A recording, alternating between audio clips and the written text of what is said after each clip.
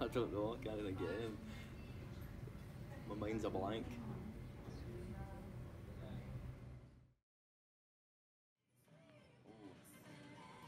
It's a difficult question. Off the top of my head, Everybody Hurts by R.E.M.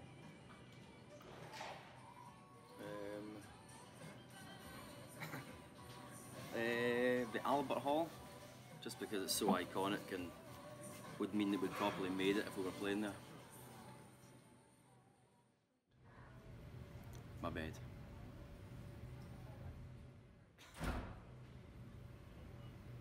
Well, from the smells that come out in the van, it would probably be Trapped Wind, I think. Vodka. I pickle myself in it.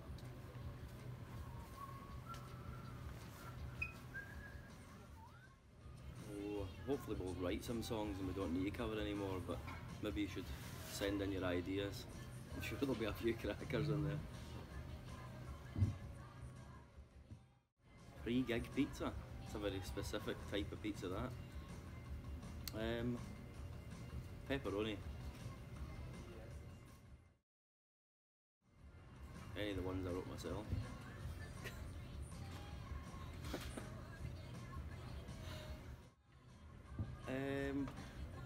Well, I write all the songs in my flat in Glasgow, and I'm not really sure there's a specific process exactly, but I always have to basically be in my flat. I never write them anywhere else, like on the road or anything like that, and it depends. Sometimes I write words first, sometimes I write the melody first.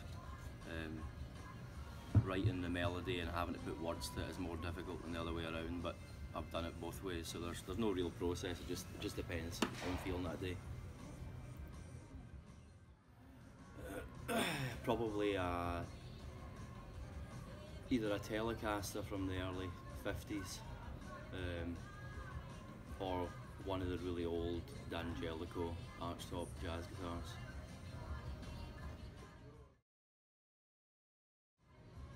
I prefer, I think, probably gigs that are in big spaces than, I mean, I enjoy up close and personal gigs as well, but they're a bit more terrifying when people are literally right in front of you, I think. Most starstruck I've ever met, I don't know, probably somebody like Paul McCartney. I don't know if I could tell you exactly where I got the idea from. It wasn't one specific thing that happened that gave me the idea. I don't think it was just I wanted to write a song that had that kind of feel and about that kind of theme. So it just started with, like, you know, the first organ part, playing that's what sort of sparked the idea.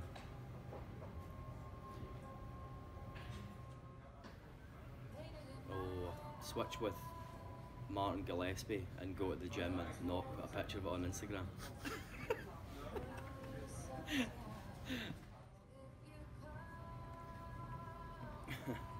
I don't recall getting any advice. They were always very supportive of it. I was going to say they told me to quit, but they didn't.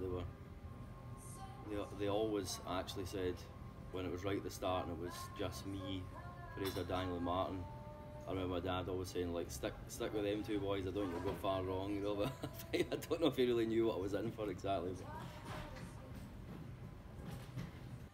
But no, we'd never do that to poor Ola. She's such a top fan.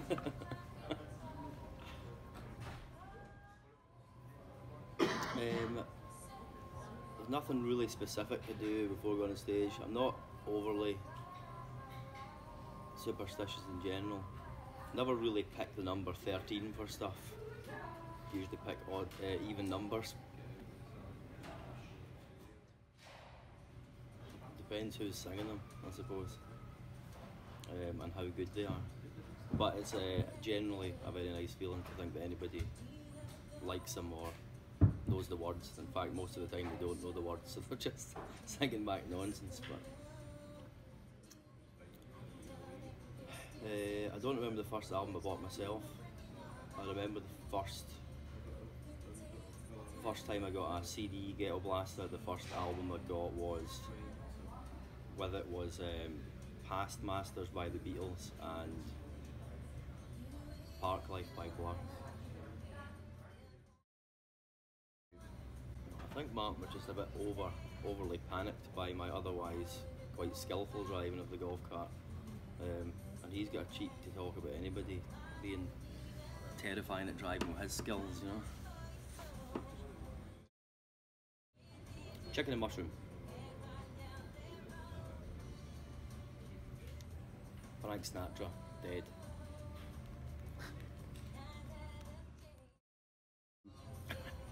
I think I read who asked this one. It's a big title to live up to, I have to admit. You've got to make sure you're a season holder at the Spaghetti Had at Livingston Football Club, you know.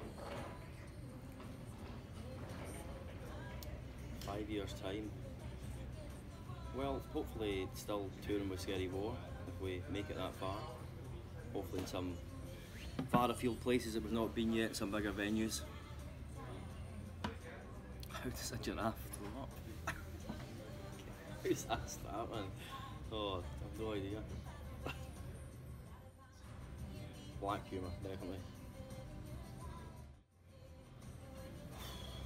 I don't know if I'd like to admit that to anybody, in case they're really gutted every time I'm singing it. I don't really want to be doing it, but not exactly. I don't. I suppose perhaps Rocket to the Moon. We've just done it so much. We've done Hope We're Gonna Go On for even longer, but we don't always do that. We always do Rocket to the Moon. Best singer to worst singer. That's a difficult ranking.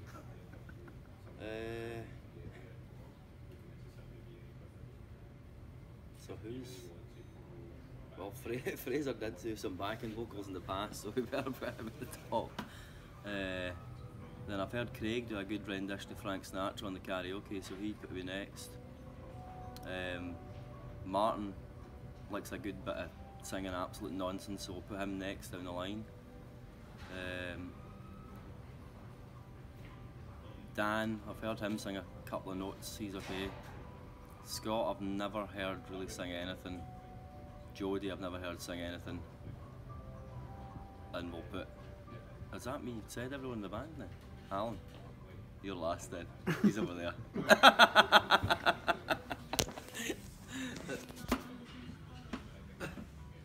This is my homeland.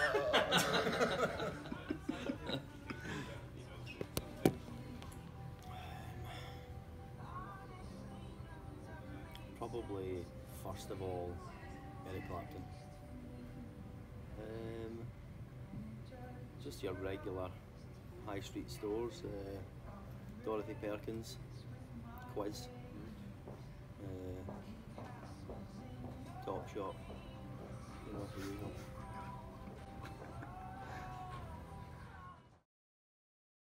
The weirdest. Can we include Paul, the sound engineer?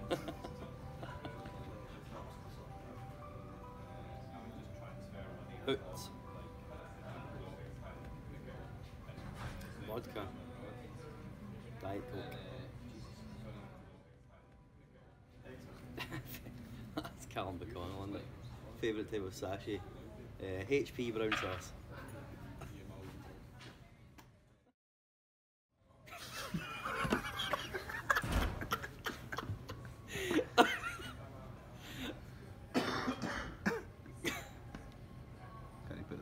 I feel like that one's out, is it? A bit of a Frankie Boyle moment.